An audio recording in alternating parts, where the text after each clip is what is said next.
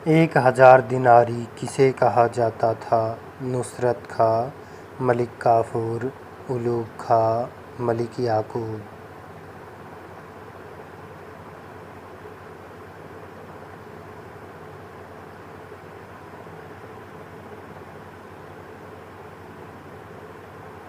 मलिक काफूर, जो एक हिजड़ा गुलाम था, गुजरात विजय अभियान के दौरान नुसरत खां उसे 1000 दिनार में खरीद कर लाता है।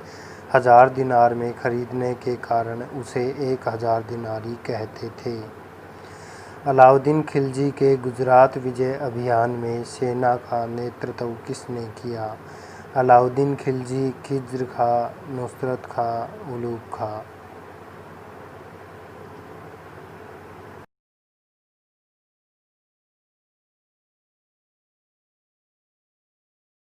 अलाउद्दीन खिलजी ने गुजरात पर आक्रमण के लिए अपने 2 सेनापतियों उलूग खां तथा नुसरत खां के नेतृत्व में अपनी सेना भेजी। मलिक काफूर को कौन खरीद कर लाया था? जलालुद्दीन खिलजी, नुसरत खां, मलिक याकूब, अमीर खुसरो।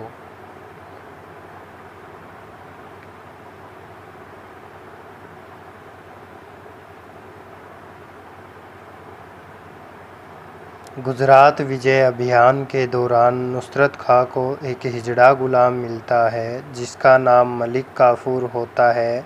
नुसरत खां उसे 1000 दिनार में खरीदता है और इसी कारण उसे 1000 दिनारी भी कहते थे।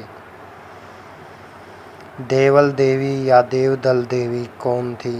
गुजरात की शासिका, कर्णदेव बघेल की पुत्री, गुजरात की महारानी, अलाउद्दीन की पत्नी।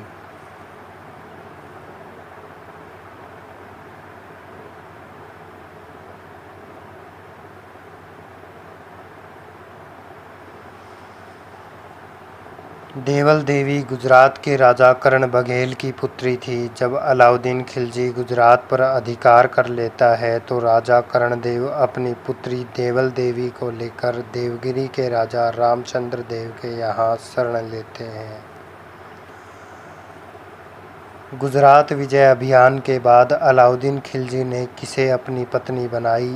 देवल देवी, पद्मिनी, कमला देवी, मलिक काफूर।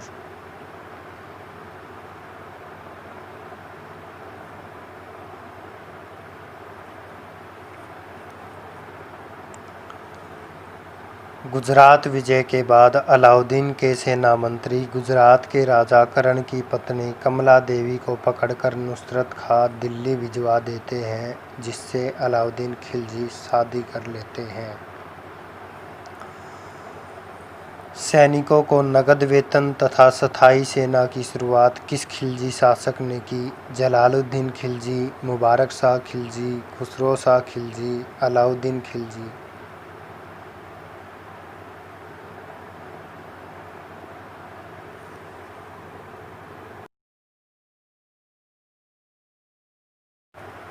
अलाउद्दीन खिलजी मध्यकाल का पहला शासक था जिसने अपने सैनिकों को नगद वेतन देने की शुरुआत की तथा स्थायी केंद्रीय सेना रखने की शुरुआत की। इनमें से किसे इस्लामिक वास्तुकला का रत्न कहा जाता है? जमात खाना मस्जिद, सीरी का किला, अलाई दरवाज़ा, 1000 खंबा महल।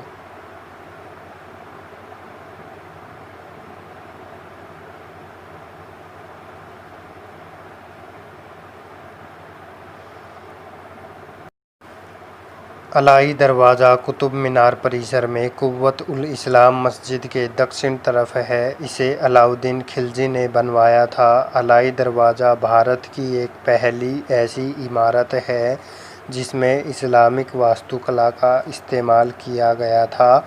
इसे ही इस्लामिक वास्तुकला का रत्न कहा जाता है। तारीख़-ए-अलाई किसके द्वारा लिखित रचना है? मलिक मोहम्मद जायसी, इब्न बतूता, बरनी, अमीर खुसरो।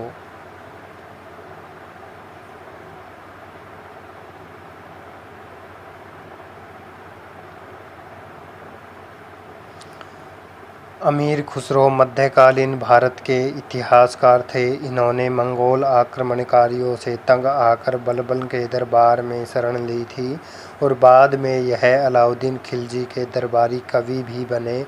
इन्होंने ही तारीख़-ए-अलाई लिखी थी। हुलिया प्रथा तथा दाग प्रथा की शुरुआत किस खिलजी शासक ने की? अलाउद्दीन खिलजी, शहाबुद्दीन खिलजी, जलालुद्दीन खिलजी, मुबारक शाह खिलजी।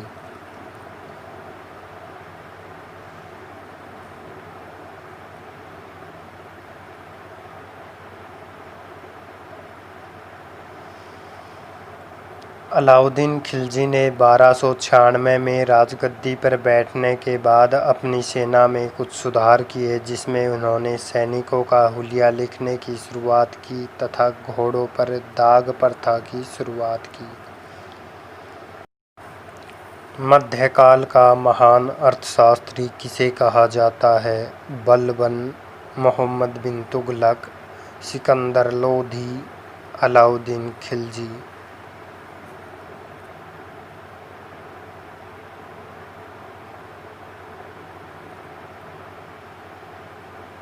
अलाउद्दीन खिलजी ने आर्थिक क्षेत्र में बहुत सारे महत्वपूर्ण सुधार किए, जिसके कारण उसे मध्यकाल का महान अर्थशास्त्री कहा जाता है।